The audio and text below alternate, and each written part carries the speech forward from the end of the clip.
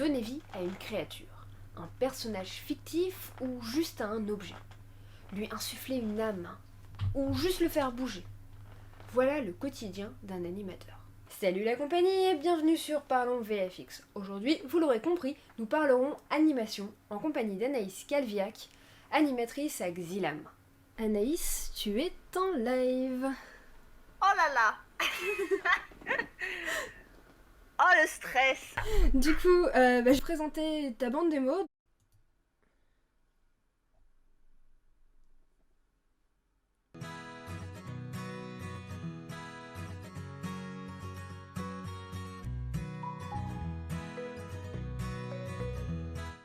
Oh, this is going to be fun.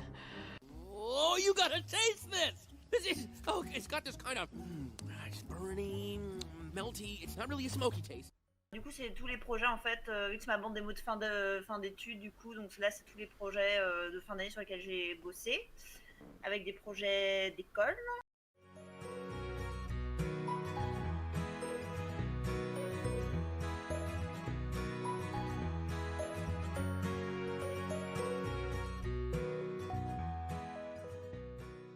Donc, tu travailles à Xilam à Lyon, donc Ouais. en France. Ça. Pour ceux qui connaissent pas Xilam, c'est le studio qui a fait Oggy et les cafards, Zig et Charcot.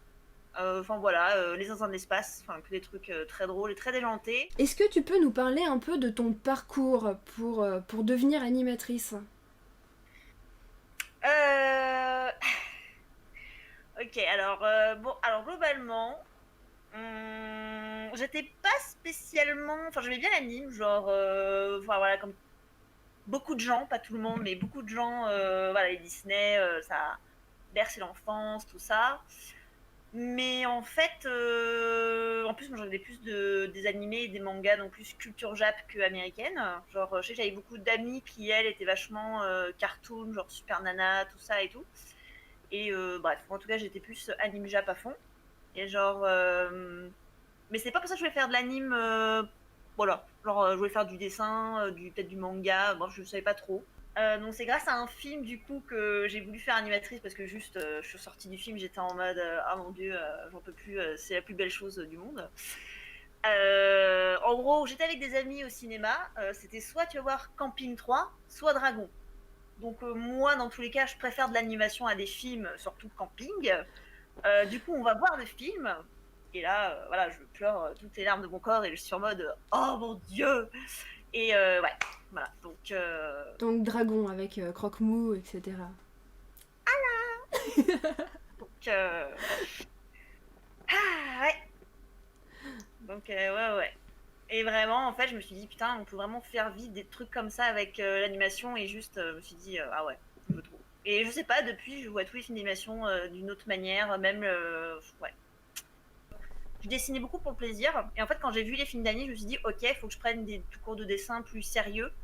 Et genre, du coup, j'ai fait ça en atelier avec des premiers modèles de nus, tout ça. Donc dans le dessin, ça, j'avais déjà pris l'initiative moi avant d'aller en bac à appliqué. Alors le dessin pour les animateurs est important parce qu'en fait, ça te permet. Parce qu'en fait, normalement, être bon en dessin, c'est avoir une bonne. C'est surtout pour l'anatomie des choses en fait.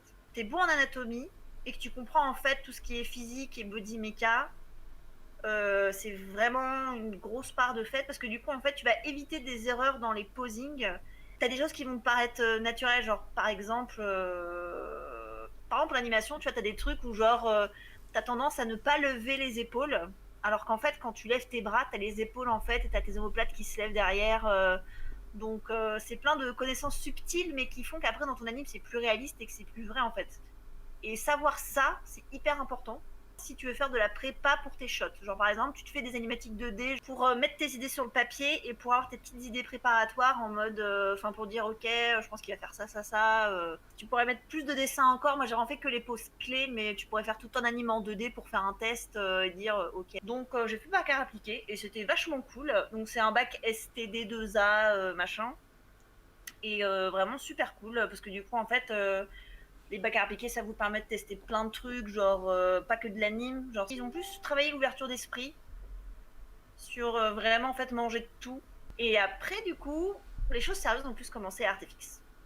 D'accord. Et du coup, parlons un peu d'animation. En quoi ça consiste l'animation en gros?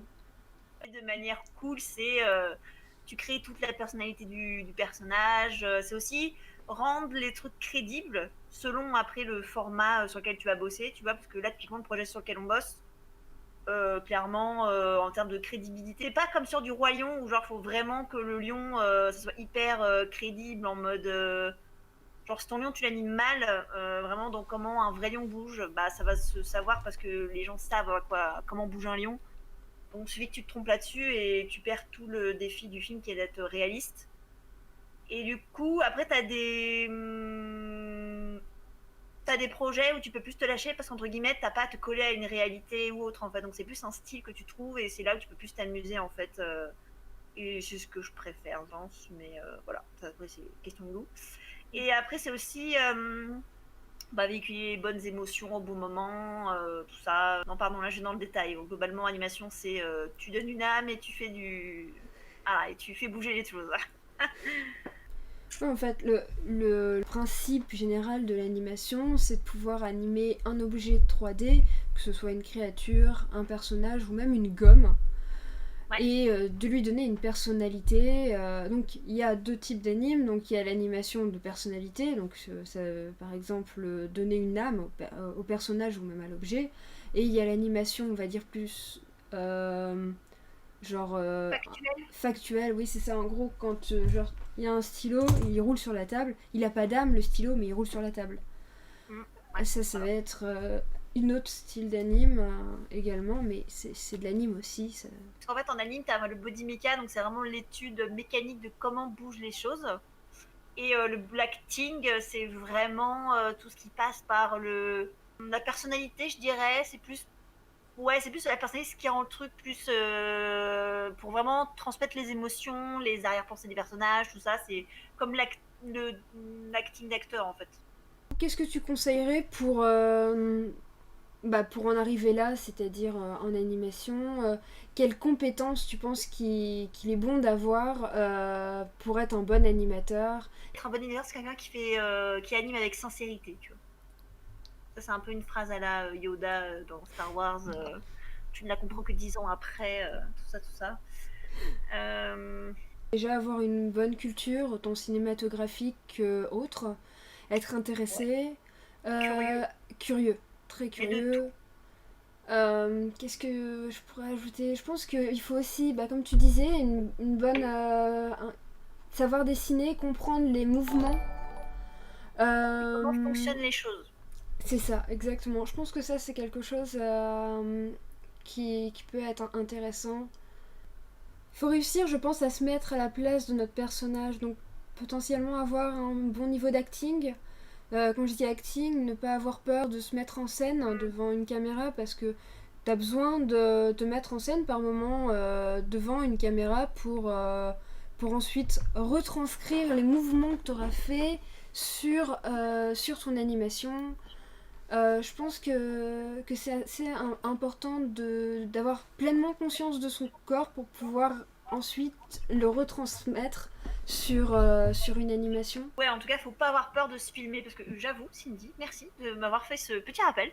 Parce qu'en fait, en anime, on bosse beaucoup avec de la référence. C'est qu'en fait, globalement, et c'est comme tout, hein, c'est comme en dessin, c'est comme en modé, en fait, tu travailles toujours du réel.